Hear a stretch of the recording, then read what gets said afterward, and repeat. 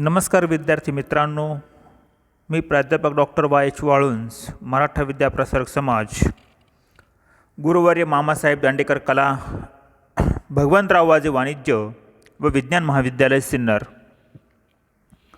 अर्थशास्त्री विभाग, द्वितीय वर्ष वाणिज्य, सत्र तिसरे, विषय बँक व्यवसाय आणि वित्तपुरवठा, भाग 1 किंवा पेपर 1. विद्यार्थी मित्रांनो, आपण मागील भागांमध्ये प्रकरण 2 यातील शेवटचा घटक त्या ठिकाणी संपविला. आज आपण प्रकरण 3 कडे वळणार आहोत. अतिशय महत्त्वाचं प्रकरण खाजगी बँक व्यवसाय या ठिकाणी अभ्यासणार आहोत. या प्रकरणामध्ये खाजगी बँक व्यवसाय, अर्थ व वैशिष्ट्ये, खाजगी बँक व्यवसायाचे वर्गीकरण, आर्थिक विकासातील खाजगी बँक व्यवसायाची भूमिका, भारतातील खाजगी बँकांची प्रगती आणि भारतातील खाजगी बँक व्यवसायासमोरील आव्हाने असे 5 महत्त्वाचे घटक या प्रकरण 3 मध्ये त्या ठिकाणी आपण अभ्यासणार आहोत. खाजगी बँक व्यवसाय अभ्यासताना भारतीय बँक व्यवसायाची रचना, बँक व्यवसायाची आर्थिक विकासातील भूमिका तसेच भारतातील मध्यवर्ती बँकांचा सर्वसमावेशक अभ्यास आपण त्या ठिकाणी केला. त्यामुळे आपणास भारतीय बँक क्षेत्राबाबत प्राथमिक माहिती त्या ठिकाणी आपल्याला लक्षात आलेली आहे. या प्रकरणामध्ये आपण भारतातील खाजगी क्षेत्रातील बँकांविषयी माहिती अभ्यासणार आहोत. भारतीय अर्थव्यवस्था ही मिश्र अर्थव्यवस्था असल्याने सार्वजनिक क्षेत्राबरोबरच खाजगी क्षेत्राच्या विकासाला पुरेपूर संधी उपलब्ध करून दिली गेली आहे.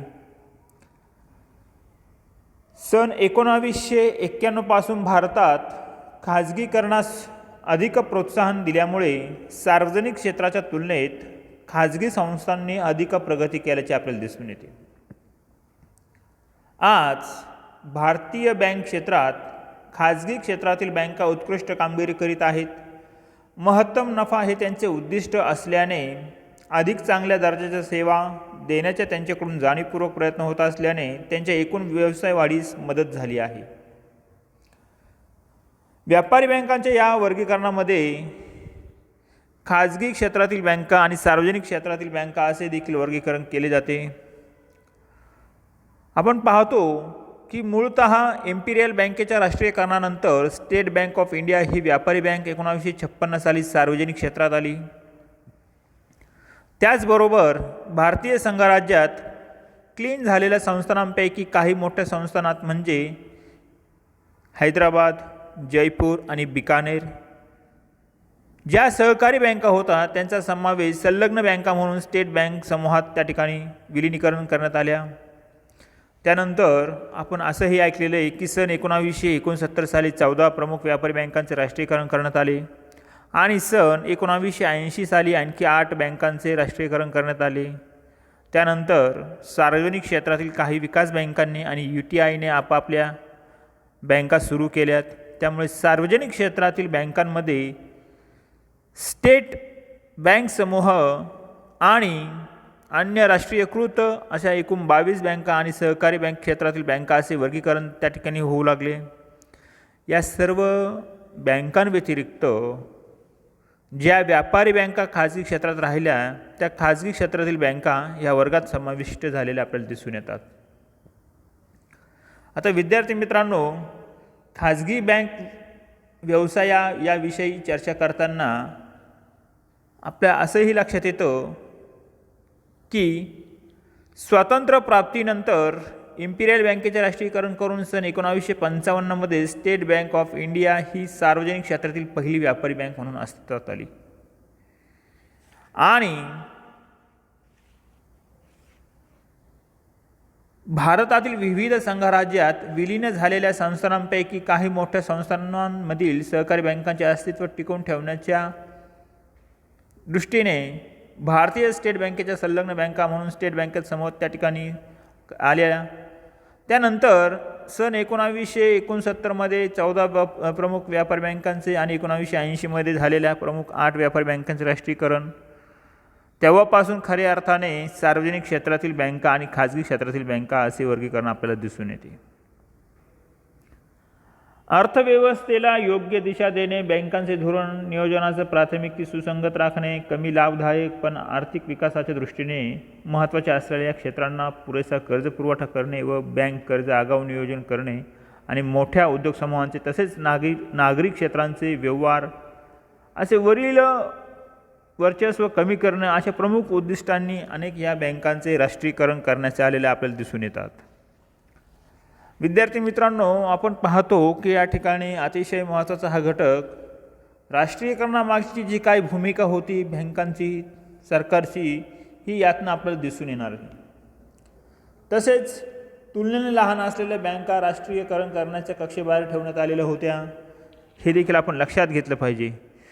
विद्यार्थी मित्रांनो, आपण पाहतो की यामागची ही महत्त्वाची भूमिका होती, परंतु खाजगी बँकांपैकी बहुतेकांचे कार्यक्षेत्र विशिष्ट क्षेत्रापुरतं मर्यादित असल्यामुळे त्या क्षेत्रातील किंवा प्रदेशातील ग्राहकांकडून ठेवी आकृष्ट करणे आणि कर्जविषयक गरजा प्रादेशिक पातळीवर भागविणे शक्य होणार होते. यामागील देखील अनेक कारणे आहेत, हे देखील आपल्याला लक्षात घेण्यासारखे आहेत. तसेच खाजगी क्षेत्रातील जुन्या बँकांची सर्व कामगिरी लक्षात घेताना जनतेला चांगला प्रतिसाद मिळविता आला आहे, असे देखील आपल्याला दिसून येते. आपण अजूनही विलीनीकरणाची फारशी गंभीर दखल सरकारने घेतली नसून ज्या बँका अडचणीत सापडलेल्या आहेत त्यांचेच विलीनीकरण करण्यापुरतं नरसिंहम समितीच्या शिफारशींचा विचार केला जात असताना आपल्याला दिसून येतो. आजही आणि भविष्यातही या बँकांना पुरेसा वाव मिळत राहील. खाजगी क्षेत्रातील जुन्या आणि नव्या बँकांची कामगिरी व्यक्त करणारी एकत्रित आकडेवारी काही आपण तक्त्यांमधून पाहणार आहोत. असे विविध तक्ते देखील आपल्याला या तिसऱ्या प्रकरणामध्ये त्या ठिकाणी पाहायचे आहे. खाजगी बँकविषयी त्या ठिकाणी अभ्यास करताना आपल्या नजरेसमोर त्या ठिकाणी येणार आहेत. विद्यार्थी मित्रांनो, या ठिकाणी अशी ही खाजगी बँक किंवा खाजगी बँकेविषयी अभ्यास करताना अनेक गोष्टी, अनेक बाबी आपल्या त्या ठिकाणी लक्षात येतात.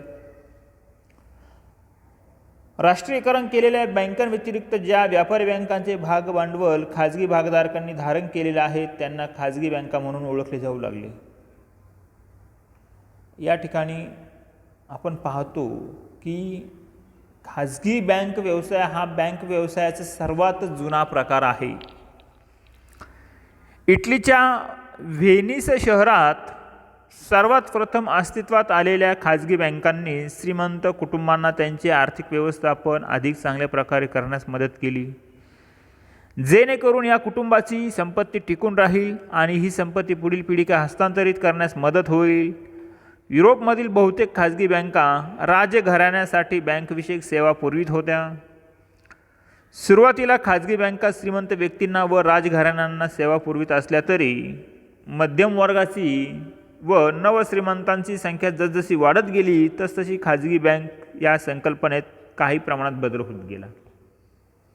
आता विद्यार्थी मित्रांनो, या ठिकाणी नवश्रीमंतांची संख्या म्हटल्यानंतर आपण पाहतो की नवश्रीमंतांची संख्या अलीकडच्या काळात देखील वाढलेली आहेत. खाजगी बँकांना त्या ठिकाणी प्राधान्य मिळत आहेत. खाजगी बँक व्यवसायाची मूल संकल्पना श्रीमंत व्यक्तींना सेवा देणे हीच आहे आणि आजही खाजगी बँका श्रीमंतांच्या बँका म्हणून ओळखल्या जातात. आजही आपण पाहतो की आपल्या देशात अशा खाजगी बँका, श्रीमंत बँका अनेक आहेत आणि त्यांच्या दृष्टीने अशा व्यक्ती ह्या महत्त्वाच्या आहेत, हे देखील आपण लक्षात घेतलं पाहिजे. विद्यार्थी मित्रांनो, या ठिकाणी आपण खाजगी बँक अर्थ तर समजून घेतला, परंतु आपल्याला या खाजगी बँकांची व्याख्या देखील आपल्याला माहिती असणे देखील महत्त्वाचे आहे. आता ही व्याख्या खाजगी बँकेविषयी सांगताना पहिली व्याख्या अशी सांगता येईल की खाजगी बँका अशा बँका आहेत की ज्यांची मालकी वैयक्तिक किंवा सामान्य भागीदारांच्या हाती आहे किंवा बहुतेक हिस्सेदारी भागधारकांकडे आहे.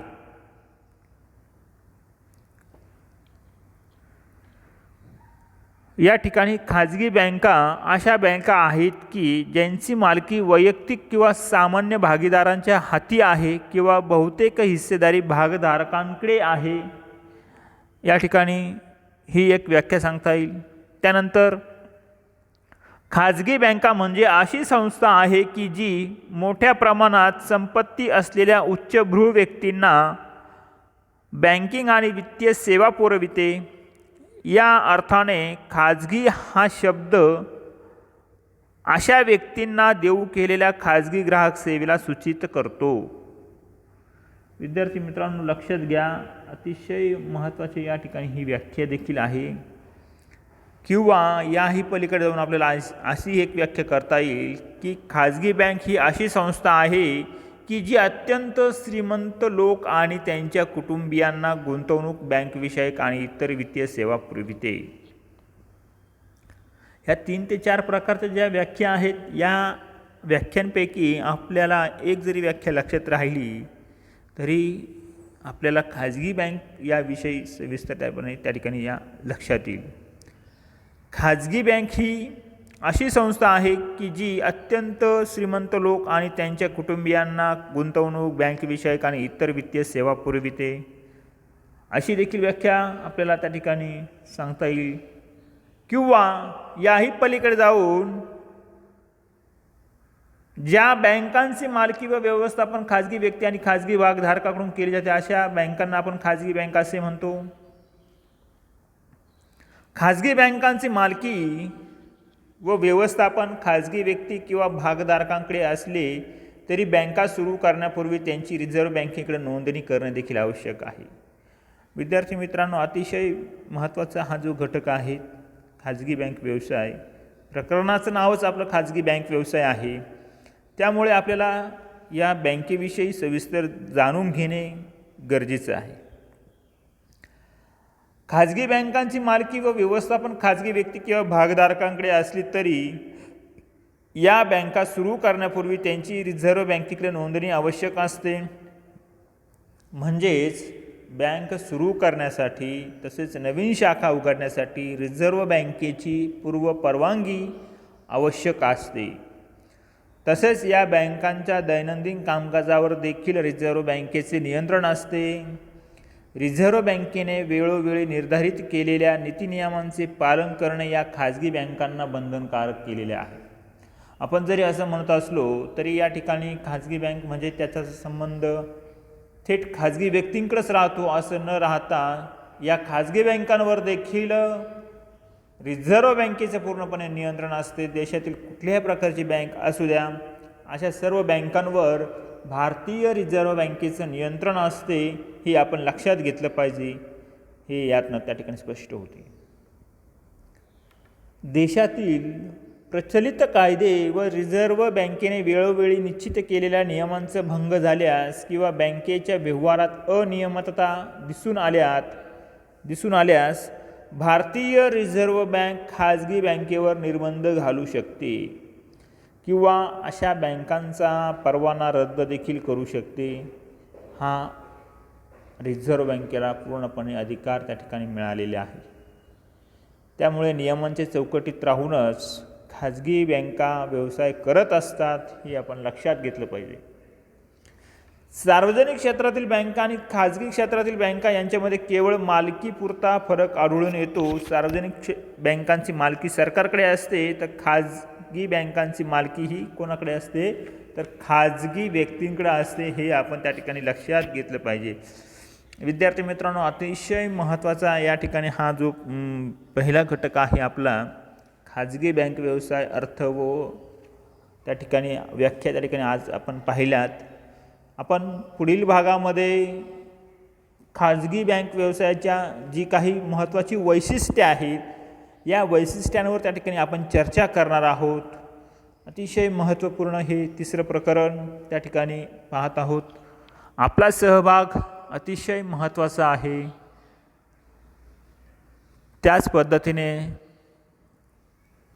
आपले मित्र असेल, कोणी ओळखीतले मित्रमैत्रिणी असतील, या सर्वांना आपण त्या ठिकाणी गुगल मीट किंवा यूट्यूब लिंक्स या माध्यमातून आपण आपला अभ्यासक्रम पूर्ण करत आहोत.